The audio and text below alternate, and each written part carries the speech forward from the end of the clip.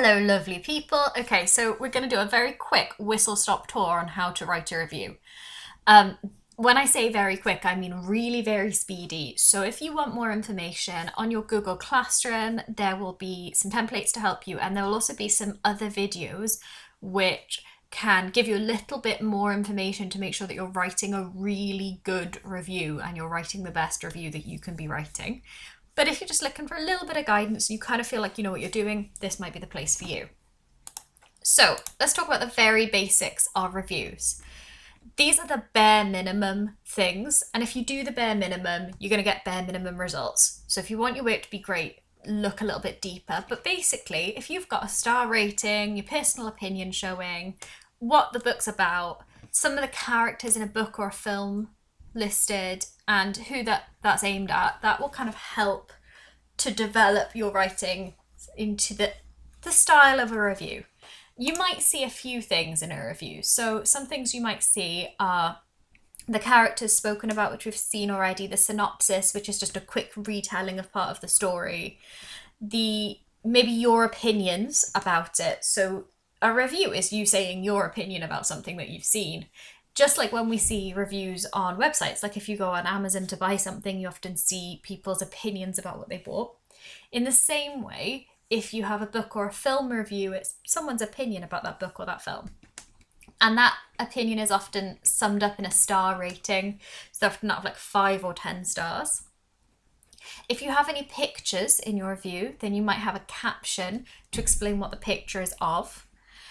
You might want to include some statistics in there, so a number of people who've seen it, or the percentage of people who saw it who liked it, or how much money it made when it came out.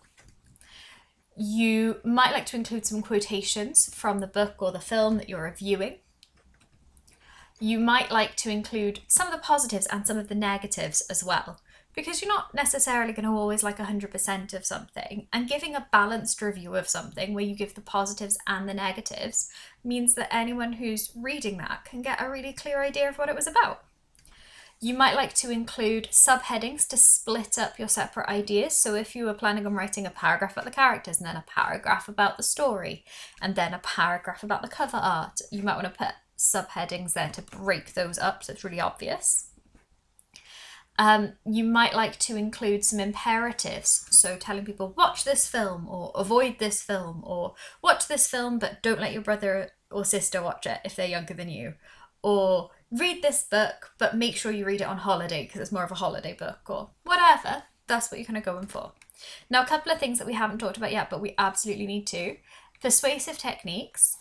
They're used to persuade someone of your opinion, and in this case you're trying to persuade me that your opinion in your review is right.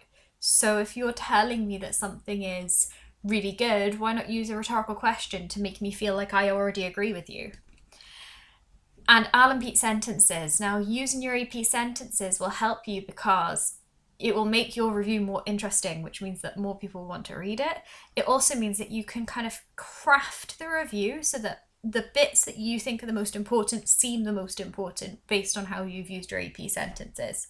And something like the more would be good. Something like a some others would be perfect. Think about a some others in a review.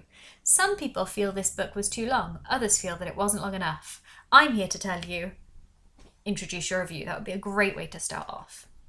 Now, when we're writing for a review, basically we're breaking down the topic into little pieces. So we're thinking about the book or the film or the whatever it is that we're reviewing, breaking it down into small pieces, considering the key parts of that thing, and then discussing them. So if you imagine like making a meal, say you were making spaghetti bolognese, instead of just reviewing the whole spaghetti bolognese, you might start by talking about the whole spaghetti bolognese and then break it down to talk about the pasta that you used and the beef that you used and the onion that you used all separately. That's what you're going for there. So reviews need to be lively and authoritative.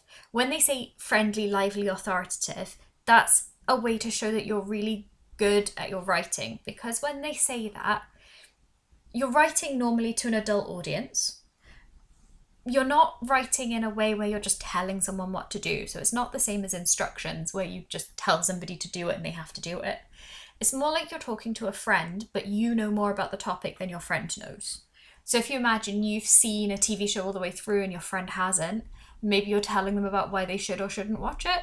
That's kind of the tone you're going for a review. Not full of slang, no swearing, but kind of using that kind of lively, friendly tone rather than just telling them straight what you want. So if we look at an example together now, we've got this one about The Conjuring. So you can see, first of all, up here, if there's a movie that must be seen this year, it's The Conjuring. Can you see how they've italicized must to show how important it is? Then they've told me who the writer and director is. They've told me what else he's done. And they've said he struck lightning, and they've told me that it's a horror film. So straight away I know what I'm reading about, and I know that they think it's good because they've said struck lightning.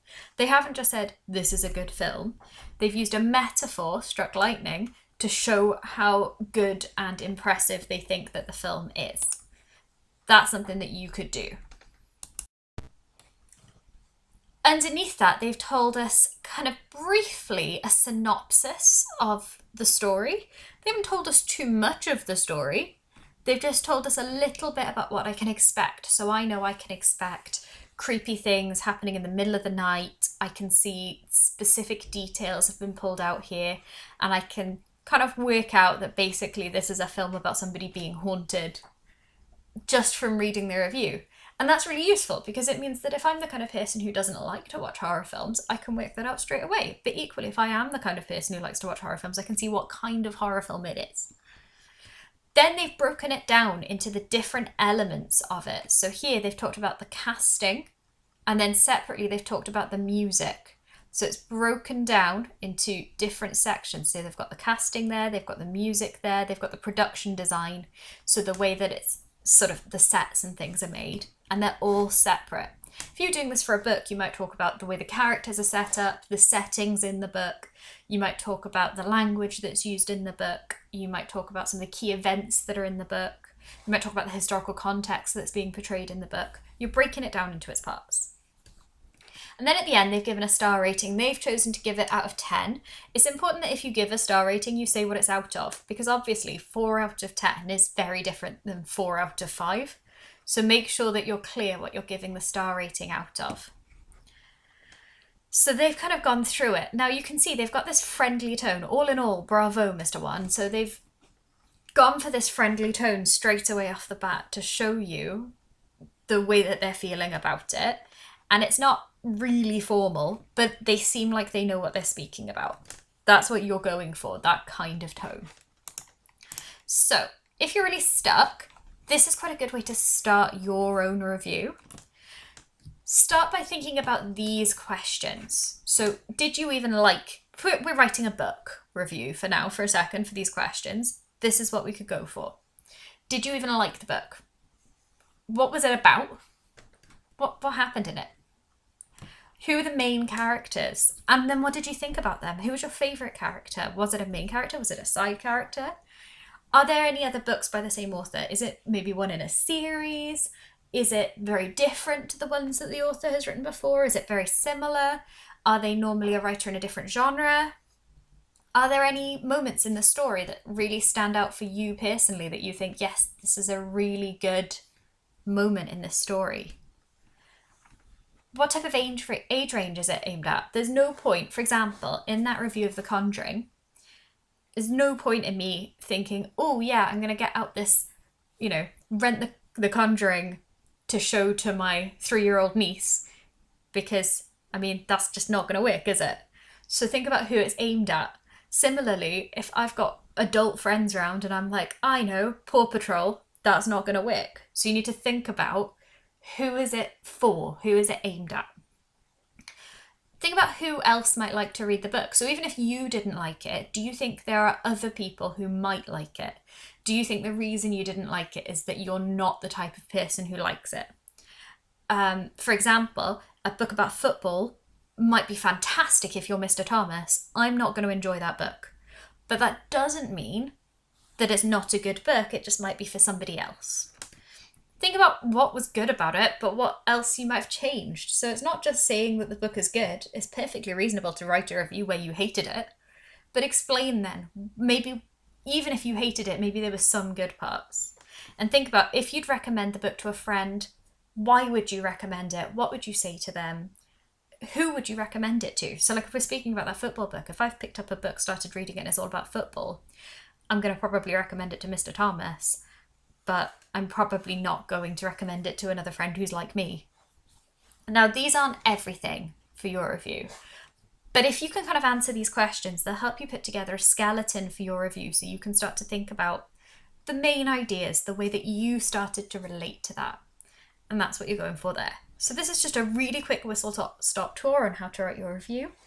I'm really looking forward to seeing what you produce, and I will speak to you soon.